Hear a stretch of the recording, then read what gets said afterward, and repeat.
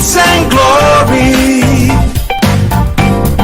Grits and glory. Every Sunday morning at 9 a.m. Start your day with an awesome feeling with Grits and glory. A fresh new approach to life and living. Grits and glory. It's yours to hold. What is it that you're dreaming about? Grits and glory. Grits and glory. From Atlanta, Georgia, and heard around the world. With your host, Charles Jerone.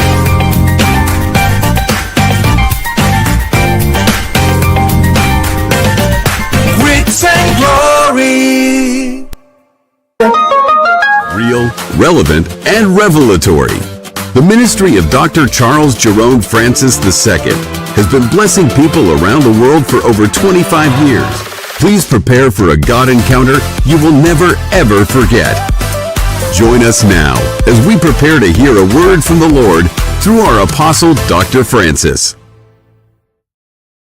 Hey, happy Sunday, happy Sunday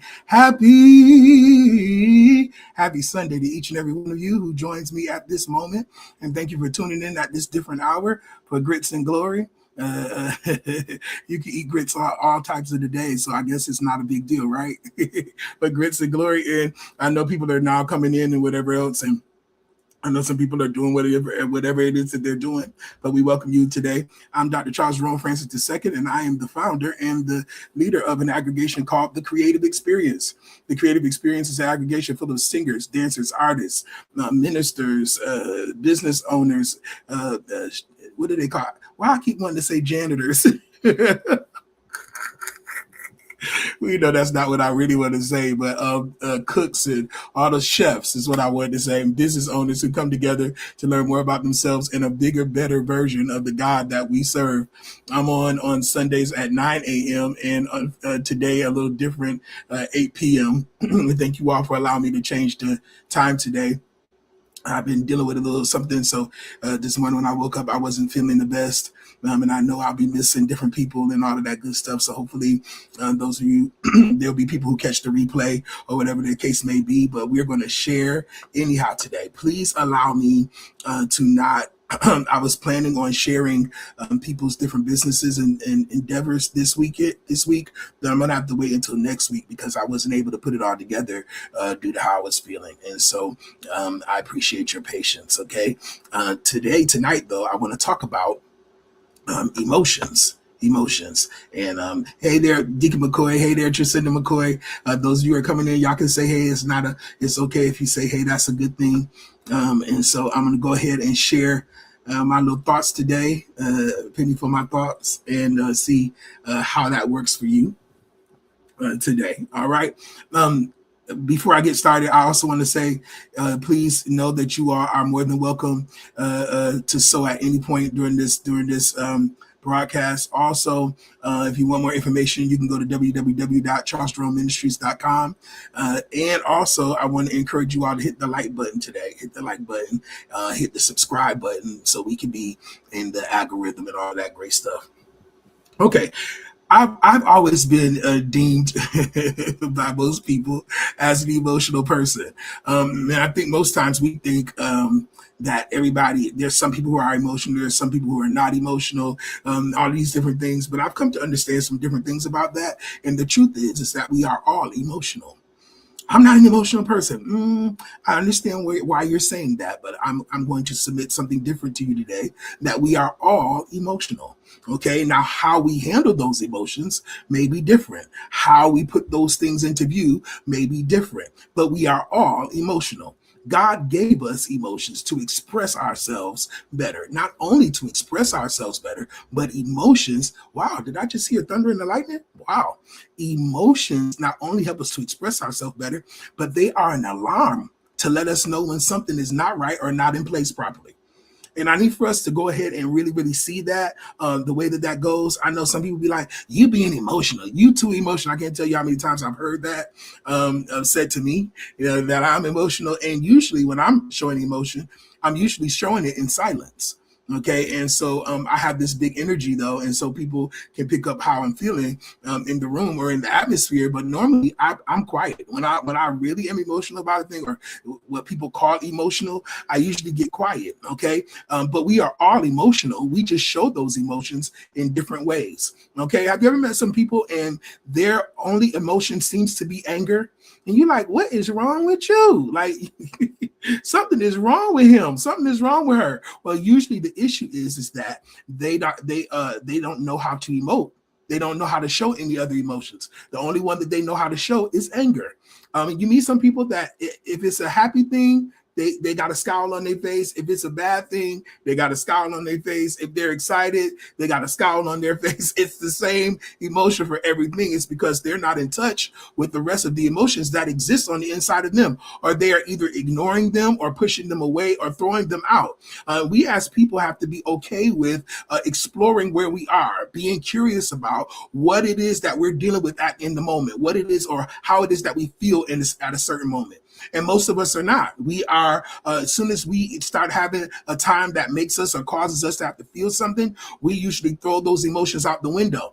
A lot of us throw them out with arguments. A lot of us throw them out with debates. A lot of us throw it out with checking out, not speaking, shutting down when people are talking to us. Hey, Ma, shutting down when people are talking to us. We all have ways that we express those things. Some of us express holding our emotions by eating. I was there. Some of us express holding our emotions by substances, whether that's weed or alcohol. Okay, some of us express our holding back our emotions by deviant sexual nature or deviant sexual nature. There are many ways that we hold emotions and how we deal with them. And so we are at a place now where the world is trying to teach each other emotional maturity. But I will say this, it's like the blind leading the blind, because what we do is we just kind of take memes from each other and repost them, but nobody's actually living what the meme is saying. Okay, and so this is where we seem to be right now. Everybody say, "Oh, you too emotional," or "That person is this," or "This person is that." No, we all are emotional. We just handle those emotions differently because of our pathology, because of where we come from, because of our our parents, because of our grandparents, because of the neighborhood, because of the region that we live in. I never knew that New Yorkers were so different until I moved to Georgia and until I moved to different places like Vegas and it was in California quite a bit, and Florida, all these different places, Dallas, Houston. Everybody has a different nature according to, or a different way of emoting according to where you live on the map. It is so weird. And so I'm saying all this to say we all have emotions, and it is no good to ignore your emotions, okay? Your emotions are your teachers. I always say pain is a professor, and it will leave you when it's done teaching you the lesson. Okay, you've heard me say that a billion times. Pain is a professor, and it will leave you when it's done teaching you the lesson. So our pain, our emotions, pain is an emotion, whether or not you think so or not, it really is. And so those emotions and the ways that we feel are our teachers. They tell us a lot about ourselves. And so I want to share this with you because this is how I've counseled people over the years. And this is something that I think you should know. And if you would know it, it will help you to understand yourself better and help you to understand others better. Okay, it's going to help you to be able to understand why people are the way that they are. Okay, I've grown so much in that. So catch this: the emotion of anger shows your lack of boundaries. The emotion of anger shows your your boundaries or your lack of them. Usually, when we're angry because we're disappointed. Usually when we're angry, we're angry because there's unmet expectations. And the truth of the matter is, many of us have expectations in our minds that we have not shared publicly or loudly, that we have not voiced, that we haven't given voice to. And many of us don't even have the language to be angry. I mean, to be anything else but angry. Okay? Some of us only know the language of anger. Ooh, that's powerful.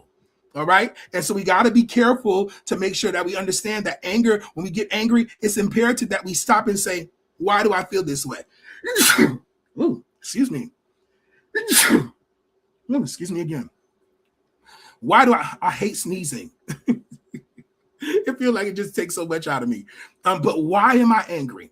As I've grown, especially when I got into my 40s, a little bit before then, maybe about 38ish, I started questioning a lot of my emotions, and I started pausing to think about why it is that I feel a certain way. Thank you so much. Thank you for saying God bless you. I appreciate that. And so we have to get to a point where we say, you know what? Why do I feel this way? And it's okay to evaluate why you are feeling the way that you're feeling. And most of us don't. We just so engulfed in a moment that we throw away our emotional intelligence and we stop emoting properly. And I want to ask the question, do you emote properly? How do you emote? Hopefully what I'm saying today is going to help you to emote better. Here's the next one. Envy reveals where you wish you were. Whenever you get that little feeling in your belly, or that little when something great happens for somebody else, and you're like, gee, not necessarily jealousy, but envy. Like, I wish, why it didn't happen for me. The real reason why you are feeling the way you're feeling is because it causes you to evaluate your life, and you're trying to figure out why is their life there and your life isn't. Okay, but the issue with that is, once we feel that we have envy, or we find envy sitting in us somewhere, or we are beginning to emote with that emotion, or that emotion is beginning to show up, it's an alarm system to say there are hopes, goals, and dreams that you haven't stood in yet. There's some things that you want to happen in your life that you haven't had happen yet, and so there's still some way to go. Are y'all here? I remember as I was growing in my faith and growing in ministry, and I say it all the time, and I'm going to say it again because I'm proud of it. 30 years of ministry, September the 19th. I'm excited. So catch this now. But a lot of times when I've seen other people climbing a ladder, or when I haven't gotten there just yet, immediately you'd be like, oh man, maybe something wrong with me. You start using the spirit of comparison. Okay, and it's not good to use comparison, because at some point you're gonna be in trouble. Okay, you're gonna want to tear down the other person's whatever, or you're gonna want to step on other people to get somewhere else, and that's not the way. So when envy shows up, it's imperative that we stop ourselves and say, what is it that I'm feeling here? Why do I feel this way? And you will find that there are dreams, hopes, and goals that you have not yet achieved, that you want to achieve, and you saw somebody else who's achieving. And so what you should do now, instead of comparing, is find out how they got there. Find out what their path looked like. And then begin to ask the Lord about your path, and begin to assess yourself about where you're supposed to be at this moment. The next one, the next emotion. There's still and it's not given to the swift, neither is it given to the strong, but to the one who endures to the end. All right, catch this. Shame. Shame points to the parts still waiting to be accepted. Hey, Pastor KO. Shame points to the parts of us that are still waiting to be accepted. Are there parts of your life that you're ashamed of? Pick me. Yes. 45. I'm going to be 46 in a couple of months here.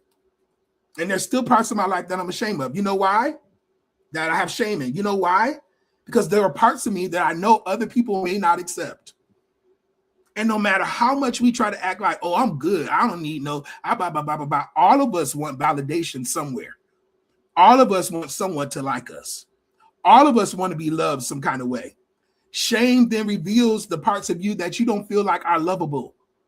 Shame reveals the parts of you that you're still scared to let other people see. Okay, and when we feel that shame, what we're supposed to do is now begin to evaluate. Okay, why am I feeling this way? What part of me am I still hanging on to? What part of me that has already graduated, but I won't let it graduate? I'm afraid about how people will feel about it. I'm afraid about what people are going to say. I'm afraid about people's opinions concerning me. And I want to say it this way because it's still a lesson that I'm learning. Other people's opinions about you are not your business. I'm going to say it again. Other people's opinions about you are not your business. And most times we are in the place of shame because we're worried about what other people think about it. But sometimes we just got to shut off the background noise. One thing that I enjoy about Beyonce, and I don't usually talk about Beyonce, but one of the things that I enjoy about her is she don't give a hoot what people are saying. And if she do give a hoot what people are saying, she ain't showing that she care. And then I listened to her talk on an interview, and she was saying she doesn't read comments. It's really true, because a lot of times social media gives people how can I say it? Gives people gives people a microphone who don't deserve one. And I know people get upset with me about that kind of stuff, because this is the age where everybody got a story and everybody want to tell it, but everybody ain't the truth teller. There's a lot of liars out here. There's a lot of envy. There's a lot of strife. There's a lot of anger. There's a lot of get back. It don't have nothing to do with having a great story that's going to help somebody else overcome. A lot of this stuff has to do with people want to be famous, or they're trying to get some money, or a quick money grab, or they want to become something.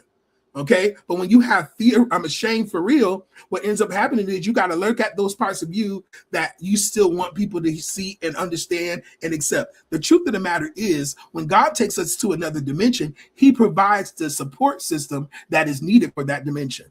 Let me say that again. You don't have to walk in full shame or shame at all. Because when God begins to take you to another dimension, or a different place, or a different space, he provides the support system for that different place and space.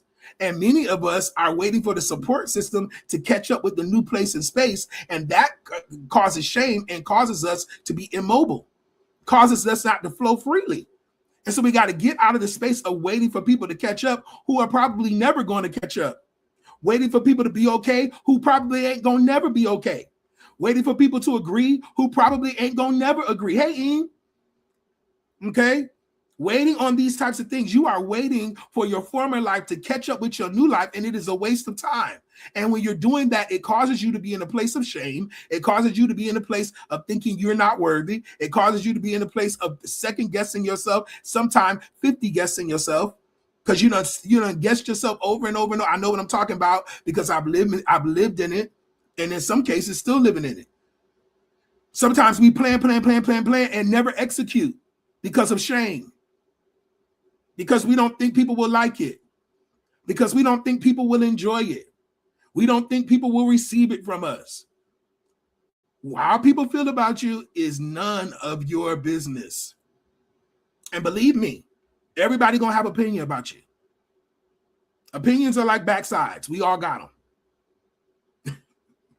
Right? Here's the next thing. The next emotion, fear. Fear shows exactly where your next level is hiding. Can y'all catch this? Fear should tell you, it should be the alarm system to let you know where your next level is hiding. Man, I've been dealing with something the last 3 weeks. With fear. And I've been trying to kick his butt. Y'all heard me teach on it week before last. Even if it was last week or the week before last, I taught on fear, and it was powerful. If you were not on there for the fear teaching, you need to go back and watch it, because it was powerful, okay? And it's going to help you execute getting out of fear. But what really helped me wasn't talking about how terrible fear was. Hey, Ernestine, what helped me was discovering that there was a message behind fear. There was a lesson behind it. And that lesson is that's where your next level is. You're fearful about you asking God about your next, but God has already showed you your next, and you're fearful about that. Fear is saying, here you go. I'm right here where you don't want me to be. Your next is right over here behind door number 3. And you like, I know too much about door number 3. I ain't going there. And the Lord like, yeah, but this is where you belong. Ooh. And I'm speaking from experience. This is where you belong. Launch out into the deep. Deacon McCoy? Yeah. Fear is not there to kill us. It's there to remind us. It's there to teach us. It's there to reveal, to show, to say, hey, you've been asking. You've been praying. You've been praying. You've been asking. And your answer is sitting right here. This is your next dimension. I got to talking about that last week, about some things. I started sharing some things with you all, because there's so much fear about that next. You want to know why everybody ain't flying to the next thing? It ain't like, woo, because most of us are struggling with the fear of what that looks like, struggling with the fear of the unknown. And I want to say to us sitting right here, I didn't mean to pause this long in this one space, but I want to say to you, if you're struggling with the fear of the unknown, that means that you are struggling with trusting your God. Ask me how I know. Ask me how I know. I'm like, okay, God, I love you. I appreciate you. Yeah, you my God. Blah, blah, blah, blah, blah. Yeah, but do you trust me? Hey, Bishop McClare. Yeah, but do you trust me? Do you trust me? You love me, but do you trust me with your future? Do you trust me that what you are in fear of is not bigger than me? Ooh, Shandabasa, Sekandabasukata, Sendelebe Samasia. Do you trust that what you're getting ready to step into is not bigger than your God? That your God is really, really guiding your path, that the steps of a good man are ordered by the Lord, that no weapon formed against you is able to prosper. Are you sure on that? It's a trust issue. Fear is a trust issue. Fear is an emotion that reveals where your trust is. Fear is an emotion that reveals where your next level or your next dimension is. And to unlock that, to go and collect $200, we got to put our trust in a different space. I feel the glory of the Lord tonight. I really do. I feel the glory of the Lord tonight. Here's the next emotion, resentment. Resentment. Thank you for writing this stuff, Tracinda. Resentment reveals a boundary you never enforced. You know what helped me really, really walk in forgiveness of people who I was resenting, or, spaces where I felt resentment? I had to let people go about it. I had to take people off the hook, because the truth was, I'm upset with you because I didn't tell you how I really felt. I'm upset with you because I wanted to say no and didn't. And when you had a chance to decide, you said no. And now I feel some kind of way because I didn't say no to you and I should have said no. Anybody ever been there before? Or when a person, this one used to really, really grind my gears. When a person would say, I would be like, but I did such and such and such and such for you. And they would say, I never asked you to do that. I used to be so angry about it. Then finally, I realized I couldn't be angry with nobody but myself. And so if I decide to do something now, I'm doing it because I want to do it, not just because you need it. Not just because I love you so much and I just want to give you whatever so that you stay or you don't leave or you blah, blah, blah, blah, blah. Because that's what's behind a lot of that, whether or not we know it or not. This is why it's important for us to evaluate. Okay? You upset because when you had the opportunity to say no, you didn't say it. And when they had the opportunity to say it, they said it. One of the hardest things for me over the last 7 years was I've been a leader for a long time. And I'm a loyalist. So even when people have messed up really badly, even when they put my character in question, even when it was, they didn't listen, they was hard-headed. Some of you on here today, you didn't listen, you was hard-headed, you did whatever, blah, blah, blah, blah, blah. I never left. I remained. My phone number remained the same for you to dial it. And when I had issues, those very same people, they walked away. And I could have got angry. I could have got upset. But the truth is, I couldn't be angry with nobody but myself.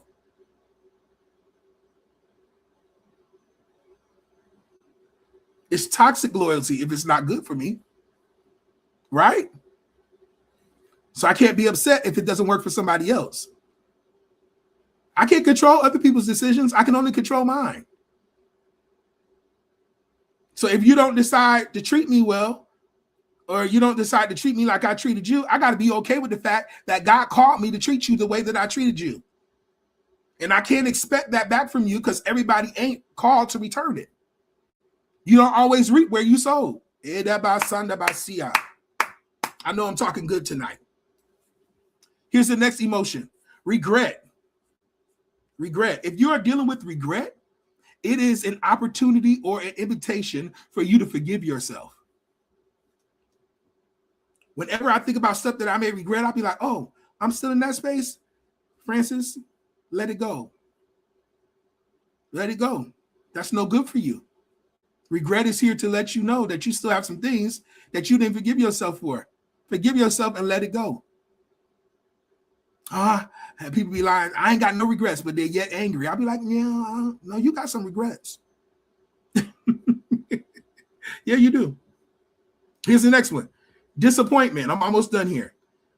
The emotion of disappointment. Disappointment exposes the expectations you never said out loud. You disappointed because you expected that they would see about you, but you never said, see about me. So when they didn't see about you, you were disappointed because all of your expectation was here and never came out of here. See what I'm saying? So sometimes we're upset with spouses because we expected them to do a certain thing that they didn't know they were supposed to do. Yes, we're supposed to pay attention to each other, but it's unfair sometimes for us to expect ourselves out of other people. Y'all not gonna help me here. Yes, as you go on in life, you learn more, you whatever. But for you to expect that other people would be you is preposterous. Y'all are not the same.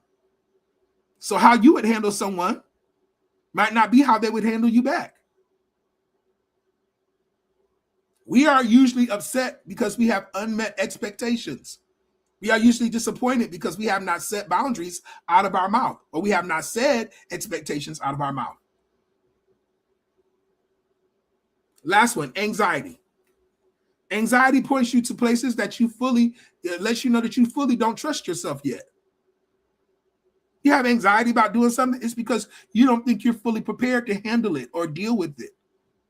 Or there's something in your past that someplace where you feel like you failed and you don't want to fail again in that area. So it produces anxiety. Apostle, that ain't why I got anxiety. Okay, well, I'm just sharing.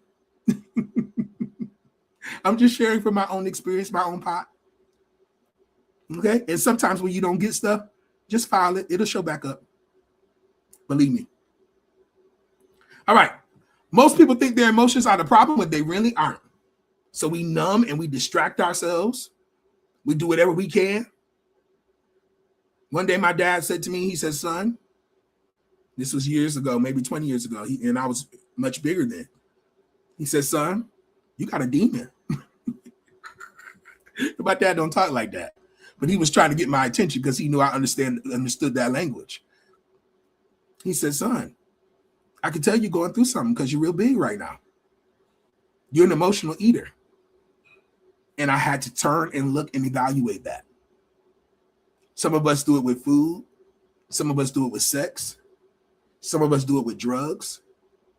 Some of us do it with anger. We're avoiding certain things. And we think the emotions is the problem. We argue with our emotions. We push them away, try to get them out the way. And we wonder why the same stuff keeps showing up in our lives. It's because we have not yet learned the lesson. Okay, and so when you have not yet learned the lesson, your anger returns, your resentment returns, your jealousy returns, your frustration returns. Every emotion is carrying a message, folks, and it's up to us to read the message. It's up for us to take the update. All right? In closing, get curious about how you feel. And your emotions are not the obstacle on the path. They are the path. Your emotions are not the obstacle on the path. They are the path. Why don't you do what my deacon just told you to do? He said, let's do something we all can participate in. Let's so. Amen. Why I see him standing up here holding the basket. That's how it sounds, how you talking. Would you sow with us today? Okay. And I want to encourage you all that are a part of us. So. Doesn't matter what it is. Do something. So something. You got Zelle or PayPal going across there. Zelle is not my phone number. It is my email address, charlesjerone@gmail.com. And yes, I am Jeron as in Nancy E. Okay. That's my difference. And then the next thing is you can hit that link that's down there in the About Us section, and it'll lead you to be able to sow as well. Or you can use the Apple Pay number. All right. I hope I've said something today that has blessed you. Would you do me a favor? Would you pray for me? Would you pray for me? Please pray for me. I'll take those prayers. All right. Please pray for me. I love you all so much with the love of the Lord. And I thank you for allowing me to come on and to talk to you for about 30 minutes, have grits at 8 o'clock at night. You know, Black folks, we eat breakfast at any time of the day. And so tonight we having the late night breakfast, grits and glory at 8 o'clock. I love you all. I want you to have one of the most amazing days possible. In the wonderful, matchless name of Jesus. Peace.